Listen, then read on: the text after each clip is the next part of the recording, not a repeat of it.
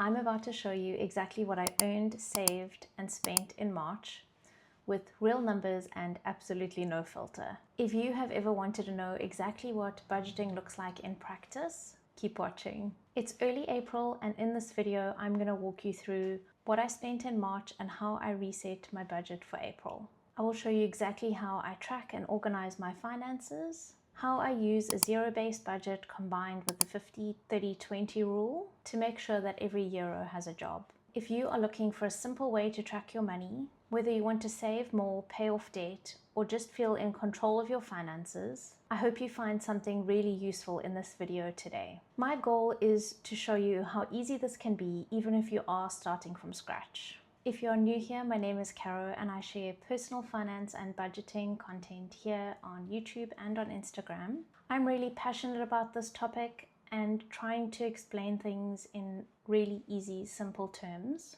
especially for anyone that wants to level up their personal finances without it feeling overwhelming. Now let's get into it. Here's exactly what happened with my money in March.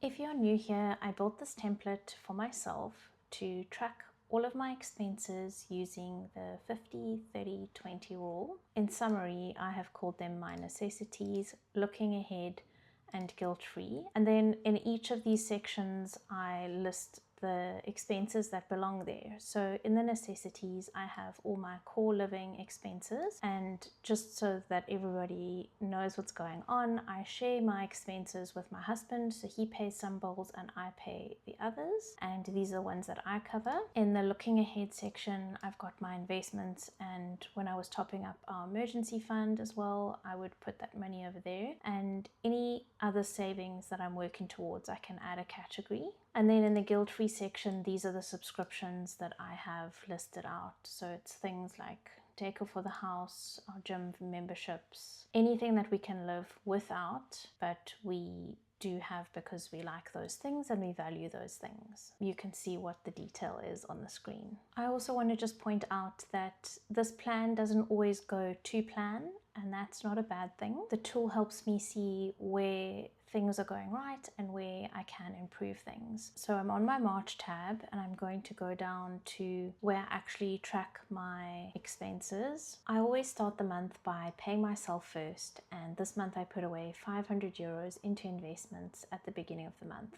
And for me, that is buying ETFs. Paying yourself first simply means that you are doing that step before you buy anything or pay any bills. You're putting away money for your future self, even if it is a small amount. And you can be looking at 20 or 50 euros, dollars, pounds, because the habit is more important than the number itself. You will slowly be able to start building up on that, but you can start with very little and build your way to where your goal is.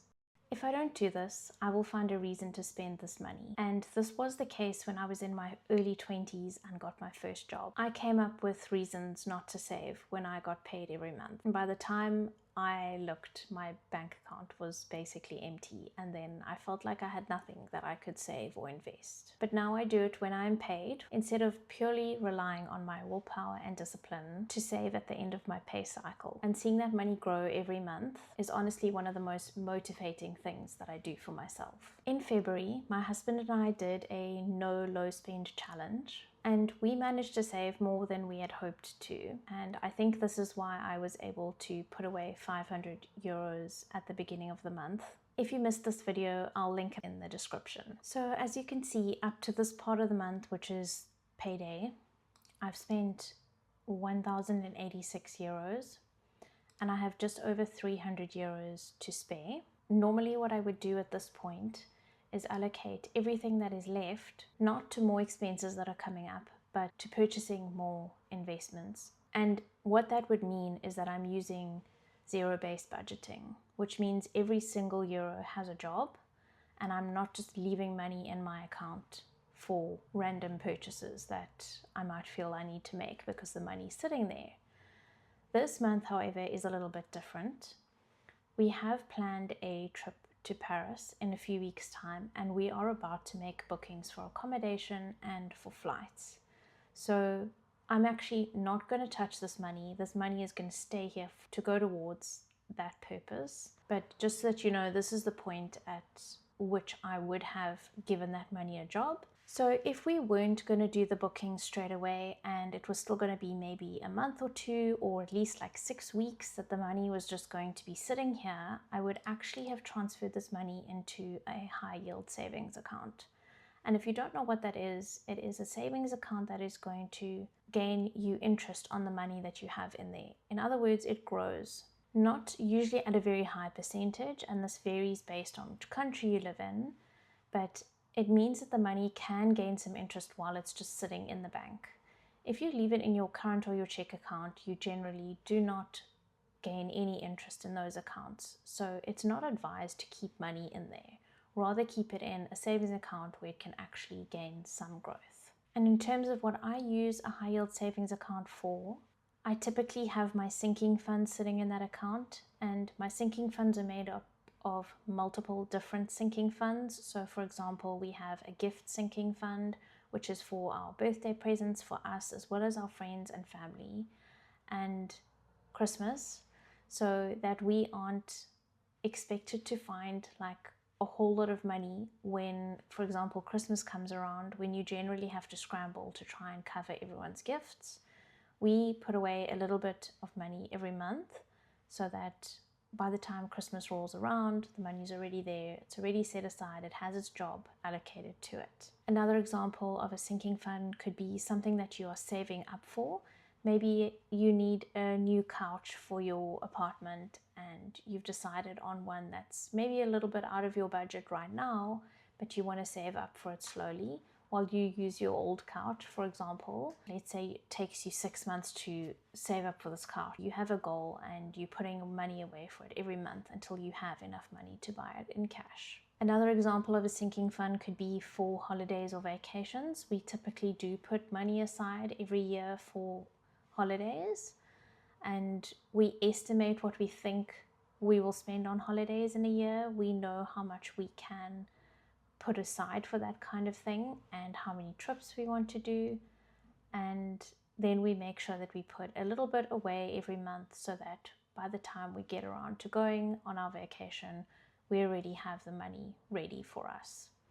So in this case, I realized that I haven't put this money into a sinking fund, but because I have it left over and I know I'm going to make the booking straight away, I don't even have to draw out of the sinking fund from the savings account because it's already here and I'm about to use it, instead of putting more money away into the savings account.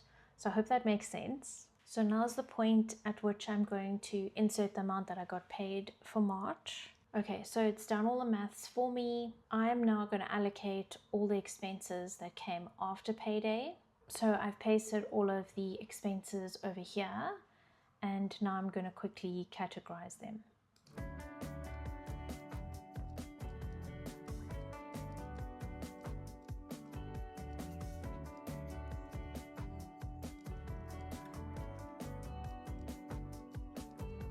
So now it's time to evaluate what happened this month. I always have a look at this section first. I can see that my groceries were a little bit higher than I anticipated. As I mentioned earlier, we did a low no spend challenge in February and we tried to use up as much as we had in the cupboards and the freezer. We tried to buy as little as we needed, and I guess this month we kind of forgot about it. I wouldn't say forgot about it, but we didn't focus on our groceries as much as we did before. We also both had birthdays this month, so we would have maybe spent a little bit more on prepping meals that were a little bit more special for birthdays with more expensive ingredients.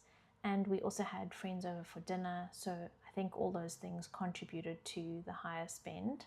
Given that February was a short month, there were quite a few subscriptions and bills that didn't come off in February because they would normally come off, let's say, on the last day of the month, and because there were fewer days, those bills didn't come off. They came off double in March instead. So our water was basically double. Our electricity was also double.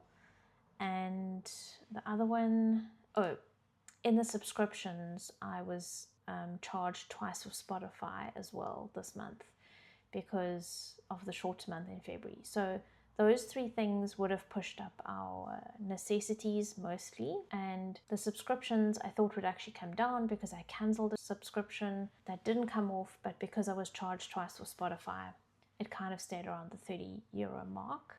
Other things that I could point out, we did have some doctor's appointments this month, so that's not a problem. That was normal. I did get a book for my birthday when we were out for the day. I will say though that even though we had a more expensive month, it hasn't discouraged me from trying again next month to lower some of our bills or wherever we can adjust things. I know there are some things that are set in stone, but there are some things that you can play around with, and groceries for us is one of those things. So I'm not discouraged by the fact that we spent a little bit more this month. With it being a birthday month as well for both of us, I kind of expect that it would be a little bit more. I just keep reminding myself about the bigger picture and then I start again. I can also see that I have spent under my goal of 50% for necessities. I didn't quite reach my target for looking ahead, but that's okay. I'm very close to it. And my guilt-free spending was significantly lower than what my goal was, which was 30%. I don't always reach the goal. I don't aim to reach it. Yeah, I just wanted to point that out. You obviously don't have to stick to these goals like glue. They're just there as a guidance and for you to be able to set yourself up for success in terms of what you do want to spend on those categories. So the total spending this month for me was €1,588. Okay, so now I'm going to reset for April's budget, and I'm going to be moving €1,240 into the next month, and you'll see over here that it's already popped in for the month. I can also just have a look at what I expect to spend. So this is my version of putting my budget together for the month, and what I normally do is insert what I expect to invest and what my typical bills are up until payday. I put these into my sheet just so that I can see kind of where I'm at, and given that we have €1,248 brought in this month, last month was 1,300. I put away 500. I'm going to say that I can safely put away 400 into investments. And if I add up these bills up until payday, I want to have a look, see what those land up being. So that's €880.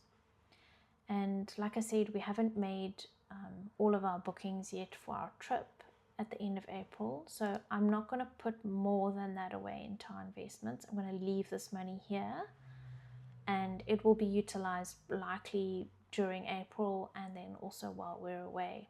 Some of it might land up there, but we do need to book accommodation and flights and a bunch of other things that we might want to do while we're there.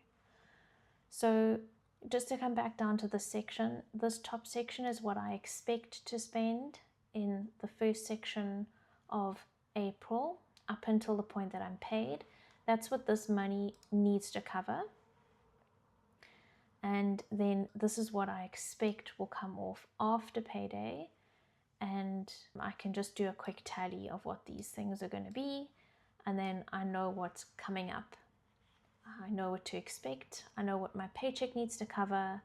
And I have peace of mind that I can cover everything.